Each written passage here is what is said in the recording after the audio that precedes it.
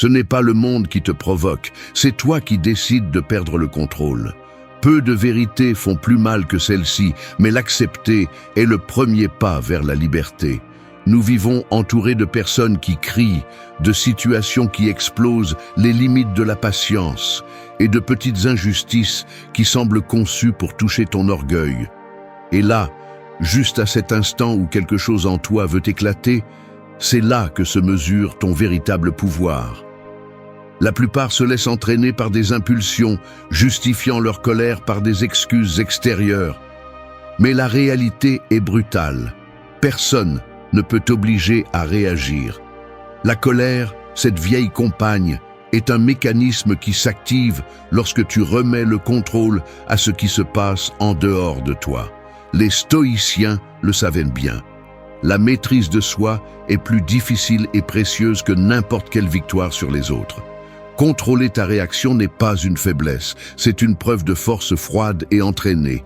Il ne s'agit pas de réprimer tes émotions jusqu'à te briser, mais de reconnaître que ton interprétation et ta réponse sont la seule chose qui t'appartient vraiment. Le monde aura toujours des raisons de te provoquer, mais tu n'as pas à payer le prix de te laisser emporter. La paix intérieure n'est pas un luxe, c'est une discipline quotidienne. Tu veux une vraie liberté ? Apprends à ne pas être esclave de ta propre réactivité, car celui qui ne maîtrise pas sa colère paie une dette intérieure chaque jour. 1. Choisis ta réaction, pas ton impulsion. La réalité est brutale. Personne ne t'oblige à exploser. Personne n'a la télécommande de ton esprit, même si tu veux te convaincre du contraire. On t'a vendu l'idée que réagir avec colère est automatique, que sauter à chaque provocation est inévitable, que c'est comme ça que tu es, ou c'est comme ça qu'on t'a fait. Mais c'est la solution facile, l'excuse de celui qui préfère vivre sans assumer le coût de ses propres décisions internes. Il ne s'agit pas de nier ce que tu ressens, ni de déguiser la colère avec de faux sourires. Il s'agit de regarder en face le fait inconfortable. Ton impulsion n'est qu'une suggestion, pas un ordre. Si tu réponds toujours de la même manière, si tu te justifies en disant que tu n'as pas pu l'éviter, ce que tu fais, c'est abdiquer ton pouvoir. Remise volontaire de ta souveraineté émotionnelle, signée chaque fois que tu choisis de réagir sans réfléchir. La différence entre un être humain ordinaire et un autre qui s'entraîne au stoïcisme est que le premier vit comme s'il était une marionnette de ses impulsions, et le second sait qu'il a une fracture interne qui ne se répare qu'en prenant des décisions difficiles. La colère apparaît, bien sûr, et elle exige une réponse rapide, presque automatique. Le muscle de la réaction est atrophié par des années de justification et de répétition. Mais si tu n'es pas capable de t'arrêter, ne serait-ce qu'un instant, et de te demander « est-ce vraiment ce que je veux choisir ?», alors tu vis en pilote automatique, entraîné par des mécanismes mentaux que tu ne reconnais même pas comme les tiens. Il n'y a pas de dignité à être esclave de tes émotions. La vraie liberté commence lorsque tu réalises que tu peux et que tu dois choisir ta réaction avec la même discipline que celle avec laquelle tu choisis tes actes les plus importants. Il y a une vérité que beaucoup préfèrent ignorer. Chaque fois que tu choisis de te laisser emporter par l'impulsion, tu ajoutes du poids à une dette interne. C'est un coût invisible, mais cumulatif. Plus de colère, plus de ressentiment, plus de sensation de perte de contrôle. Et ensuite, tu te demandes pourquoi la paix n'arrive jamais. Parce que tu ne l'entraînes pas. Parce que chaque jour, tu décides que le confort de l'impulsion est moins douloureux que l'exercice, inconfortable mais nécessaire, de t'arrêter et de décider. Il ne s'agit pas de te réprimer comme un robot, il s'agit d'assumer que ta réaction est un investissement émotionnel. Tu peux investir dans le désordre ou tu peux investir dans ta propre force. Personne ne le fera à ta place. Personne ne te sauvera du cycle d'explosion et de culpabilité, sauf toi-même, en choisissant différemment. Choisis de répondre, pas de réagir. Choisis le contrôle, pas l'excuse. Marc Aurèle, Épictète, Sénèque, aucun d'eux n'était un être de glace, insensible à la provocation. Ce qu'ils ont fait, c'est s'entraîner, encore et encore, à la distance entre le stimulus et la réponse. Pas parce que c'était simple, mais parce qu'ils savaient que chaque réaction choisie leur redonnait du pouvoir sur eux-mêmes. Tu n'es pas moins humain en freinant ton impulsion. Tu es plus libre. La force ne réside pas dans le fait de crier plus fort, ni de prouver que personne ne te dépasse. La vraie force réside dans le fait de regarder ton propre impulsion et de décider que tu ne vas pas te vendre à bas prix, que ta réaction, c'est toi qui l'as choisie. La colère n'est pas inévitable, c'est une option. Et l'option de toujours céder aux premières impulsions est un signe de faiblesse déguisé en authenticité. Tu n'es pas tes émotions, tu es les décisions que tu prends face à elles. Personne ne te respectera davantage parce que tu exploses. Ils te respecteront quand ils verront que tu es capable de maintenir ton caractère, même quand tout te pousse à le perdre. La réaction immédiate est la sortie du faible. Choisis la pause, choisis la conscience, choisis la liberté. C'est la seule vraie victoire. 2. Observe avant de répondre. Tu reçois un message blessant dans le groupe de travail, un de ceux qui, en quelques secondes, semble te mettre hors de toi. Tu sens ton pouls s'accélérer, ta mâchoire se tendre, la réponse prête à être tirée immédiatement. Le doigt flotte sur le bouton d'envoi, et à cet instant, tout ton corps exige vengeance, exige que tu te fasses entendre, que tu ripostes. Mais si tu regardes au-delà du premier réflexe, tu trouveras quelque chose d'inconfortable. La véritable bataille ne se joue pas sur l'écran, ni dans les mots de l'autre, mais dans cet espace minuscule entre ce qui se passe et ce que tu choisis de faire ensuite. C'est là que se décide ta paix ou ta ruine.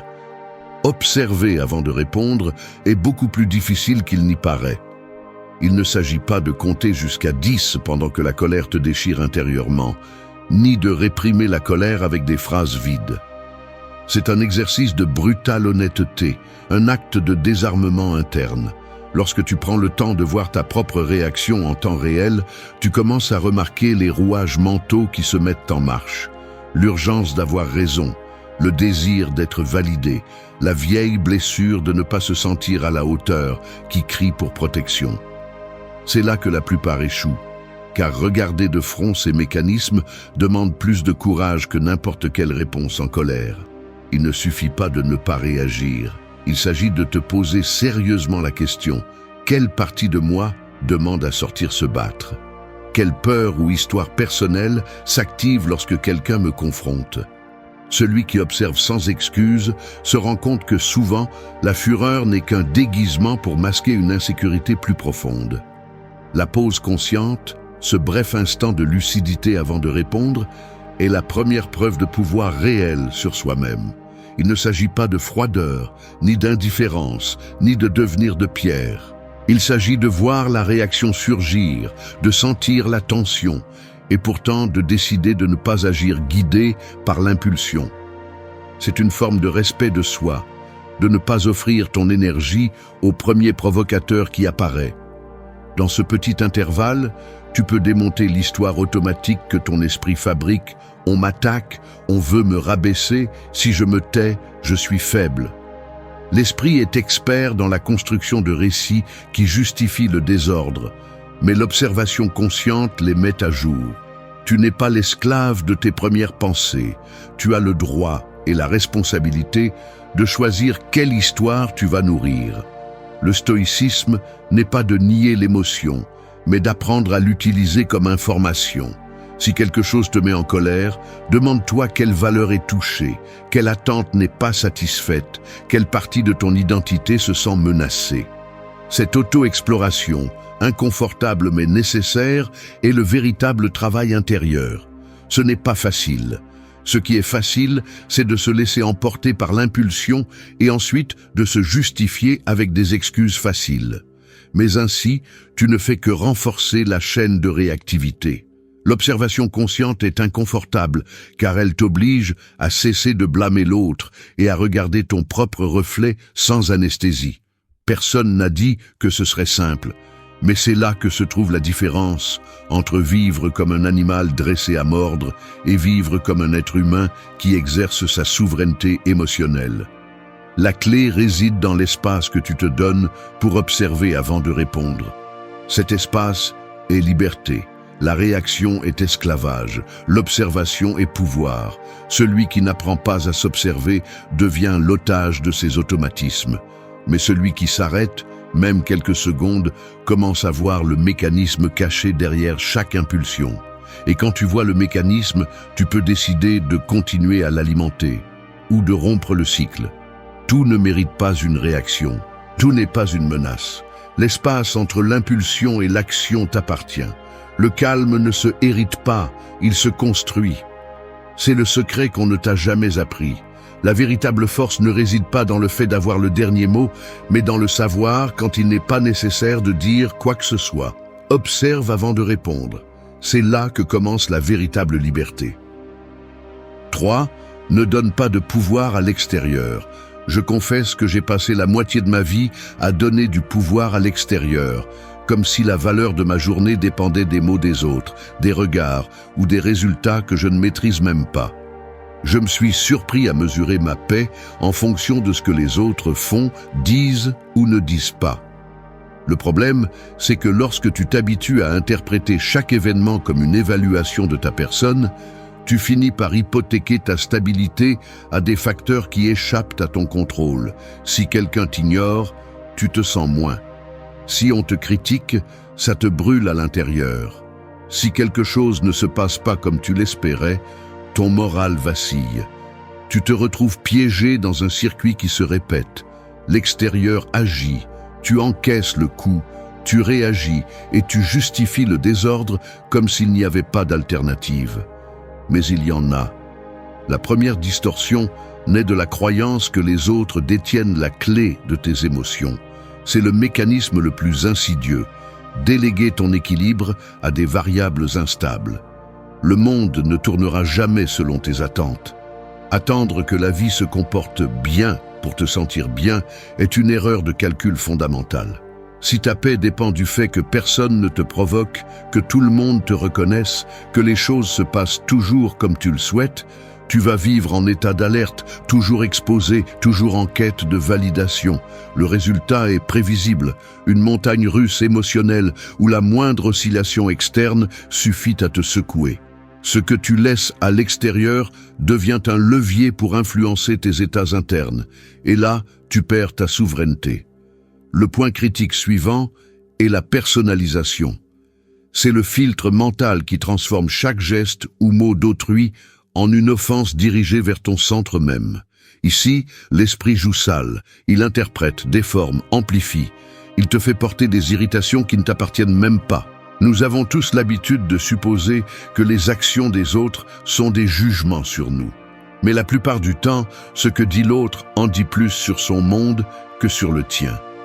Lorsque tu cèdes à la tentation de répondre immédiatement, de défendre ta position, d'entrer dans le jeu des autres, tu abandonnes en réalité ta position centrale.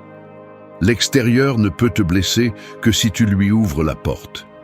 C'est l'une des phrases que tu devrais graver dans ta mémoire. Le plus pervers de ce mécanisme, c'est qu'il devient addictif. Plus tu réagis, plus tu renforces la croyance que l'extérieur compte trop. Sans t'en rendre compte, tu deviens l'otage de circonstances que tu ne pourras jamais contrôler. Le stoïcisme te demande de couper ce cycle. Pas avec indifférence, mais avec conscience. Ce n'est pas se fermer au monde, mais séparer ce qui t'affecte de ce qui se passe simplement. Le premier exercice est celui-ci. Chaque fois que tu ressens de la tension, demande-toi si ce qui se passe dépend vraiment de toi. Si la réponse est non, lâche prise. Si la réponse est oui, décide depuis ton centre et non depuis le reflet. Le pouvoir commence lorsque tu te reconnais comme le dernier responsable de ton état intérieur. Tu n'es pas la marionnette de ce qui t'entoure. Cette phrase résume tout le défi. La décision est inconfortable car elle implique de perdre les excuses. Tu ne pourras plus blâmer les autres pour ton malaise. Tu devras regarder le poids que tu portes et choisir si tu continues à le porter. Personne ne viendra te rendre le contrôle que tu as donné. Le récupérer est un acte quotidien de vigilance et de courage. Chaque fois que tu décides de ne pas réagir à l'extérieur, chaque fois que tu choisis de ne pas personnaliser ce qui n'est pas à toi, tu renforces un muscle que personne ne peut entraîner à ta place. L'extérieur fera ce qu'il doit faire, le monde ne va pas s'arrêter pour ne pas te déranger. Mais si tu ne donnes pas de pouvoir, si tu ne te vends pas au meilleur enchérisseur émotionnel, tu découvres que le calme est possible même au milieu du bruit. La paix ne dépend pas de ce qui se passe dehors, mais de ce que tu choisis à l'intérieur. C'est la véritable indépendance émotionnelle. 4. Utilisez le silence comme une force. Il y a des moments où toute la pièce se remplit d'une électricité dense, comme si l'air lui-même était une membrane tendue sur le point de se déchirer par un mot de trop. On voit les regards échangés, les poings serrés sous la table, le geste crispé de celui qui retient quelque chose qui exige de sortir. Dans ce tableau figé, le silence n'est pas absence, c'est une force palpable, presque physique, qui s'installe entre les personnes comme un mur invisible. Tous attendent l'explosion, la réponse aiguë, la décharge qui rompra la tension et rétablira l'équilibre précaire. Mais cela n'arrive pas. Quelqu'un décide de ne pas entrer dans le jeu. Ce moment, lorsque vous choisissez de ne pas répondre, est un acte de pouvoir que peu reconnaissent et presque personne ne respecte jusqu'à ce qu'ils le voient en action. Car le silence, utilisé avec conscience, n'est pas vide. C'est une barricade, une déclaration d'autonomie émotionnelle. Le geste de rester silencieux alors que tout le corps exige une réaction est une rébellion contre la facilité, un muscle qui se tord dans la direction opposée à l'entraînement social. Le silence bien utilisé ne signifie pas soumission ni défaite, mais l'affirmation que tout ne mérite pas votre énergie, que vous n'êtes pas une machine programmée pour tirer des réponses au premier impact. Au lieu de vous fragmenter, vous profitez de cet instant pour regarder en face ce qui se passe en vous et chez l'autre. Vous voyez le tremblement dans la voix de l'autre, l'urgence dans ses gestes, le besoin de validation qui se cache parfois derrière les attaques les plus féroces. Vous laissez le silence travailler, rendre visible ce qui passe normalement inaperçu dans le brouhaha des justifications et des reproches. Le silence révèle plus que n'importe quel cri. C'est inconfortable, bien sûr. Il y a un inconfort physique à garder la bouche fermée quand vous sentez que le sang monte, que la réponse se forme d'elle-même dans la gorge. Le pouls s'accélère, la mâchoire se tend, les mains cherchent quelque chose à serrer. Mais là, dans cet inconfort, se trouve le véritable terrain d'entraînement. Choisir le silence, c'est vous donner le temps de lire le mécanisme mental qui s'active. La vieille habitude de vous défendre, de ne pas paraître faible, de prouver que vous avez raison. En ne cédant pas à l'impulsion, vous laissez la pression interne monter juste pour vérifier qu'elle ne vous détruit pas. Vous découvrez que vous pouvez habiter cet espace sans vous effondrer. Que le monde ne s'arrête pas parce que vous ne répondez pas immédiatement. Le silence est la pause qui protège votre dignité. Peu de choses déstabilisent autant celui qui cherche à vous provoquer que le fait de ne pas obtenir la réaction attendue. L'insulte qui ne rebondit pas, la critique qui n'enflamme pas, la provocation qui ne trouve qu'un regard calme et un silence dense. C'est une force construite à la sueur, un mur qui ne se dresse pas pour vous isoler, mais pour préserver votre paix au milieu de l'assaut quotidien. Le silence bien utilisé n'est pas indifférence, c'est présence consciente. Vous choisissez de ne pas gaspiller des mots sur ce qui n'apporte rien, de ne pas offrir votre attention à celui qui cherche seulement de quoi nourrir son propre malaise. C'est un filtre qui sépare l'essentiel du superflu, un outil pour ne garder que ce qui compte. Tout ne nécessite pas de réponse. Toutes les batailles ne méritent pas d'être livrées. Il y a une force incommensurable à savoir quand se mordre la langue, quand laisser l'air se calmer et que la tension elle-même s'effondre par manque de combustible. Le silence, loin d'être vide, est la stratégie de celui qui se connaît et se respecte. Ce n'est pas facile, ni confortable, ni populaire. Mais c'est souvent la seule façon de montrer que votre centre n'est pas à vendre. Utilisez le silence comme une force. Là réside le véritable pouvoir de celui qui n'a besoin de prouver rien. 5. Dépersonnalise les offenses des autres. Tu n'es pas le centre de l'univers émotionnel des autres. C'est aussi simple que ça. Le poison que les autres déversent parle de leur propre déséquilibre, pas du tien. Mais si tu avales chaque commentaire comme une attaque dirigée, si tu mâches chaque critique comme si c'était un jugement définitif sur ta personne, alors tu deviens le prisonnier volontaire des misères des autres. C'est brutal, mais il faut le dire. La plupart des gens sont tellement piégés dans leur propre malaise, tellement consumés par leurs propres batailles internes, qu'ils ne pensent même pas vraiment à toi lorsqu'ils lancent leurs offenses. Tu le prends personnellement parce que cela t'arrange. C'est l'excuse parfaite pour réagir, pour libérer ta colère et justifier ta perte de contrôle. Mais c'est là le piège. L'ego veut être au centre de l'attention. Il veut être la victime principale de chaque offense, même si cela n'a rien à voir avec toi. Si tu ne dépersonnalises pas, tu traînes ta vie à ramasser des ordures émotionnelles qui ne t'appartiennent pas. L'entraînement stoïque est implacable avec cette auto-illusion. Il n'y a pas de place pour la compassion de soi bon marché, ni pour le victimisme déguisé en dignité.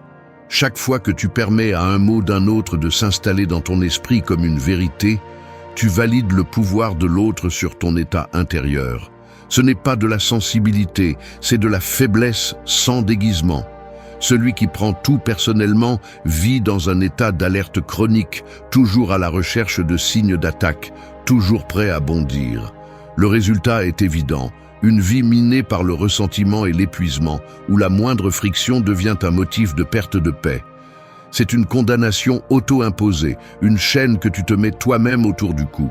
Dépersonnaliser ne signifie pas que rien ne t'affecte, cela signifie que tu filtres avec rigueur. Le filtre est simple.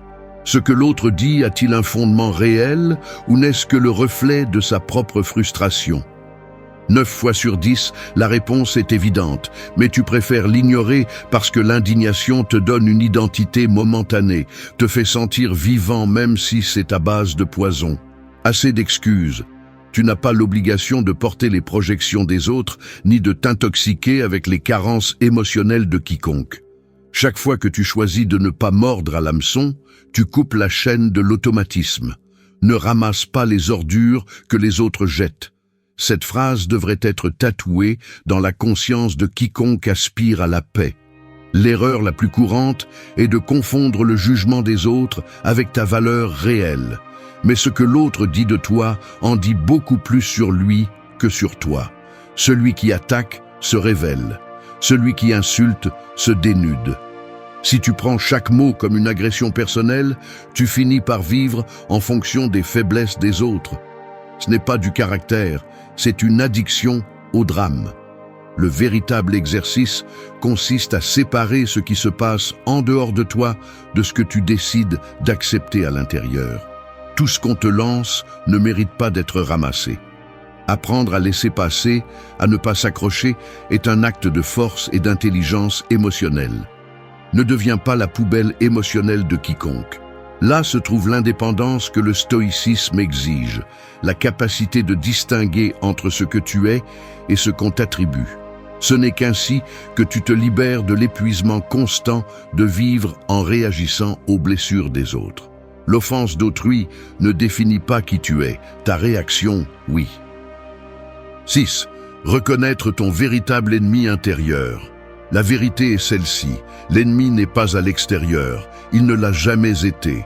Ce qui te vole ta paix, ce qui sabote ta sérénité et te traîne encore et encore dans le même marécage émotionnel, vit en toi. Ce n'est pas l'insulte, ce n'est pas la trahison, ce n'est pas l'injustice extérieure.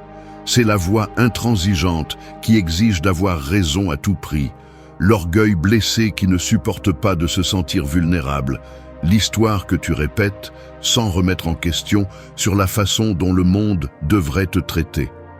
Le plus grand adversaire n'est pas celui qui te provoque, mais la partie de toi qui a besoin de réagir, de se justifier, de se défendre jusqu'à l'épuisement. Là se trouve le véritable épuisement, dans la guerre intérieure que tu engages chaque fois que quelque chose ou quelqu'un ne correspond pas à tes attentes. Reconnaître cela est brutal, car cela te laisse sans excuse. Le mécanisme est simple et dévastateur. Quelque chose se produit que tu n'aimes pas, et immédiatement ton esprit cherche des coupables à l'extérieur, comme si cela te permettait d'esquiver l'inconfort, de regarder tes propres automatismes.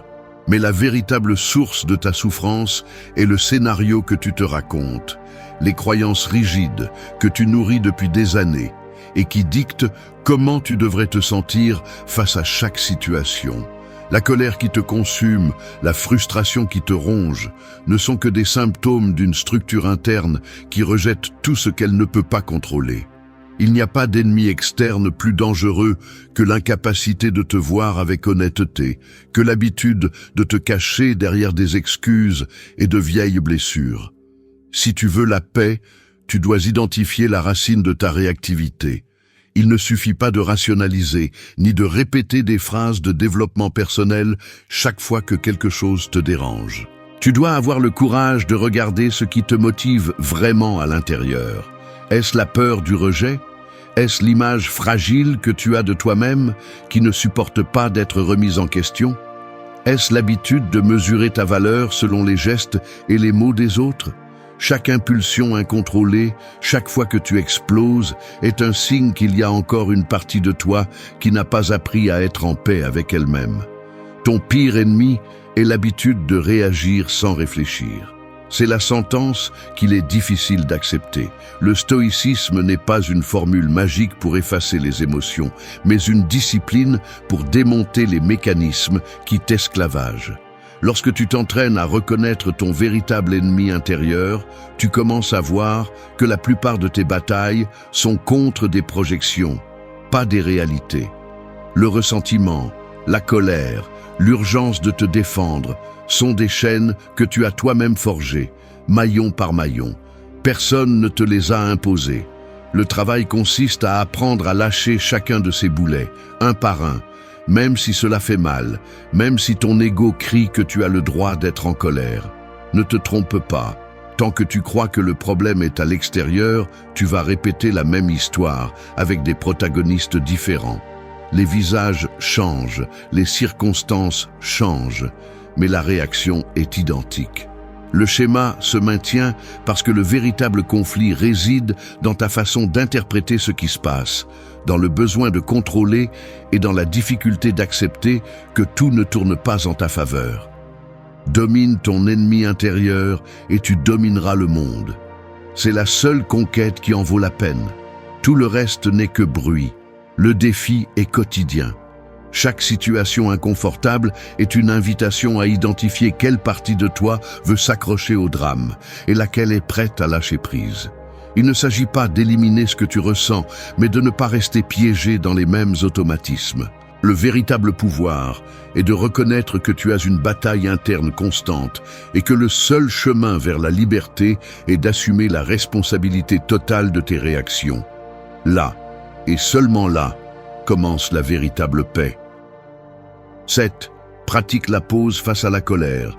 Tu es dans le trafic, coincé entre des voitures qui n'avancent pas, l'horloge qui tourne sans pitié et la sensation que tu vas encore arriver en retard. Tu vois quelqu'un qui te coupe imprudemment, freine brusquement et ton cœur fait un bond. La mâchoire se crispe, les mains s'accrochent au volant et tu sens la pression dans ta poitrine, cette vague qui te pousse à réagir, à klaxonner, à crier, à décharger toute la rage contenue en cet instant.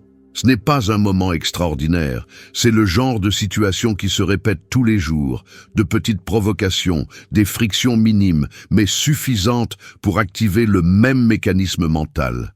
Ce qui semble être une réaction naturelle est en réalité le résultat d'années d'entraînement inconscient. L'esprit interprète l'obstacle comme une menace personnelle et le corps réagit comme s'il était en danger réel, même si au fond, il ne s'agit que d'un léger inconfort. C'est ici que tout se joue. L'art de la pause n'est pas un truc d'auto-assistance, c'est une intervention chirurgicale dans le flux automatique de tes émotions. Si tu décomposes le processus, la chaîne est claire.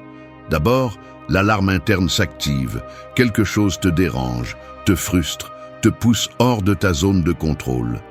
Ensuite, l'esprit cherche un objectif externe pour déposer la culpabilité. Le conducteur, le collègue, le partenaire, n'importe quelle figure qui justifie la réaction. Immédiatement, surgit l'urgence de faire quelque chose, de rendre le coup, ou au moins de manifester ton inconfort. Mais l'étape que l'on ne voit presque jamais est la plus importante, l'instant entre le stimulus et la réponse. Cet espace microscopique, qui passe souvent inaperçu, est en réalité le seul point où tu as une véritable agence. C'est le moment exact où tu peux freiner l'automatisme et, au lieu de réagir, décider. La pause est l'interrupteur qui coupe le cycle.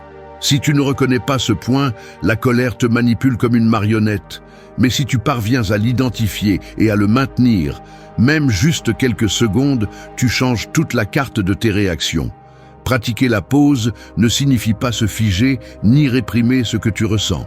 C'est un exercice stratégique, reconnaître l'activation interne, observer l'urgence de répondre et juste là, introduire une coupure consciente. Il ne s'agit pas de nier l'inconfort, mais de l'examiner comme on arrête une machine pour comprendre pourquoi elle est sur le point de déborder. L'objectif n'est pas la perfection, c'est de gagner du temps. Assez de temps pour te demander quelle option tu as, quelles conséquences chaque réaction apporterait, et si tu veux vraiment payer le prix émotionnel de libérer ta colère. Cette analyse peut durer à peine quelques respirations, mais elle marque la différence entre agir depuis le contrôle ou depuis l'automatisme. Agir sans pause, c'est signer des chèques émotionnels sans fond. L'entraînement consiste à répéter ce processus encore et encore jusqu'à ce que la pause devienne un réflexe. Au début, c'est difficile, car l'impulsion est forte et tout ton corps semble demander une décharge immédiate. Mais chaque fois que tu parviens à maintenir la coupure, même brièvement, tu renforces un nouveau réseau interne, le muscle de la conscience. La colère cesse d'être une destination inévitable et devient une option parmi tant d'autres, une suggestion que tu peux accepter ou rejeter selon le contexte. Ainsi, le contrôle cesse d'être une théorie et devient une expérience tangible. La pause est le premier acte de véritable domination. Peu importe ce qui se passe à l'extérieur, tu peux toujours intervenir sur la façon dont tu réponds à l'intérieur. C'est le cœur de la liberté stoïque. 8. Faites de la calme une discipline quotidienne. Je confesse que pendant des années, la calme me semblait une sorte de luxe réservé uniquement à ceux qui n'étaient pas embourbés, à ceux qui n'avaient pas à se battre chaque jour pour se maintenir. Je me voyais dans le reflet de la fenêtre des transports en commun, mâchoire serrée, épaules haussées, les doigts jouant avec le téléphone, pendant que l'esprit repassait les griefs du travail, les déceptions familiales, les tâches qui semblaient ne jamais se terminer. Parfois, tout le corps se sentait comme une corde trop tendue, sur le point de se rompre pour un rien. Les gens autour de moi étaient pareils, respiration saccadée, regard fuyant, mains serrées sur des sacs à dos, chacun portant son propre inventaire de petites guerres quotidiennes. Personne ne le dit, mais cela se voit dans les gestes, dans la façon de marcher, dans la manière dont ils réagissent au moindre contact. La vraie calme n'est nulle part, et encore moins comme une habitude consciente. Mais ensuite, j'ai compris que cet état d'alerte constant n'était pas une coïncidence, mais le résultat d'une pratique silencieuse, d'une discipline inversée. Chaque jour, sans m'en rendre compte, j'entraînais mon esprit à réagir rapidement, à sauter au moindre stimulus. Le corps a appris à se tendre rien qu'en entendant le mauvais ton dans une voix, l'esprit à se préparer à l'offense avant qu'elle n'arrive. Le muscle de la réaction se renforçait tandis que celui de la calme s'atrophiait par pur désusage. Personne ne m'a appris à maintenir la sérénité, car personne autour de moi ne la considérait comme une discipline. On la prenait pour un accident, un cadeau, quelque chose qui apparaissait ou disparaissait selon le climat ou la chance. Ainsi, je vivais piégé dans ce cycle, stimulus, réaction, regret et encore stimulus. Ce que le stoïcisme met sur la table est inconfortable à accepter. La calme n'est pas un trait de personnalité ni un privilège des éclairés. C'est une compétence qui s'entraîne comme n'importe quelle autre. Ce n'est pas un état passif, ni le résultat d'ignorer le conflit, mais une décision active, renouvelée chaque jour et souvent chaque heure. Cela se voit physiquement, la respiration qui s'allonge quand quelqu'un te confronte, le rythme avec lequel tu bouges les mains dans une discussion, la façon dont tu choisis de regarder celui qui te provoque. Pratiquer la calme, c'est remarquer la chaleur monter au cou et décider de ne pas laisser cela se transformer en explosion. C'est sentir le tremblement dans la voix et malgré tout, parler lentement, comme celui qui sait que chaque mot est un investissement, non une dette. Ce n'est pas confortable ni naturel au début. Il y a des moments où maintenir la calme est comme porter un poids mort, une résistance qui t'épuise plus que n'importe quel cri ou claquement de porte. Mais là, dans cette fatigue initiale, commence le véritable entraînement. Chaque fois que tu choisis de ne pas réagir, même si tout en toi exige le contraire, tu reprogrammes le mécanisme de ton caractère. La calme est discipline, pas coïncidence. Le corps apprend qu'il ne va pas s'effondrer simplement parce qu'il ne répond pas instantanément. L'esprit découvre qu'il a de l'espace pour filtrer, séparer, décider. Visualise la scène. Quelqu'un te défie en public. Les yeux des autres se fixent en attendant l'explosion. Mais tu soutiens le regard, respire, garde un ton bas. Le geste déroute, car il rompt le script attendu. Ce n'est pas de la soumission, c'est du contrôle. Chaque fois que tu le fais, même un peu, tu renforces le muscle interne. Les autres peuvent penser que tu es froid ou distant. Mais en réalité, tu construis une forteresse qui ne dépend ni de l'approbation ni du résultat immédiat. La calme entraînée est ton bouclier, la réaction, ta fuite. Plus tu répètes l'exercice, plus cela devient accessible. Il ne s'agit pas de perfection, mais de constance. La discipline de la calme n'est pas de se refuser à ressentir, mais de se refuser à être toujours entraîné par la même chose. Elle se construit à force, dans le micro, dans ces secondes où le corps demande la guerre, mais tu choisis de rester ferme. C'est dans ces détails que la liberté cesse d'être un idéal et devient une réalité palpable. Merci d'être resté jusqu'à la fin de la vidéo. Si vous avez tout vu, commentez « Je suis stoïcien » comme notre signe secret, indiquant que vous êtes un véritable apprenant du stoïcisme. N'oubliez pas de vous abonner et de liker la vidéo si elle vous a plu. Rendez-vous dans la prochaine vidéo et rappelez-vous, continuez à cultiver votre esprit stoïque.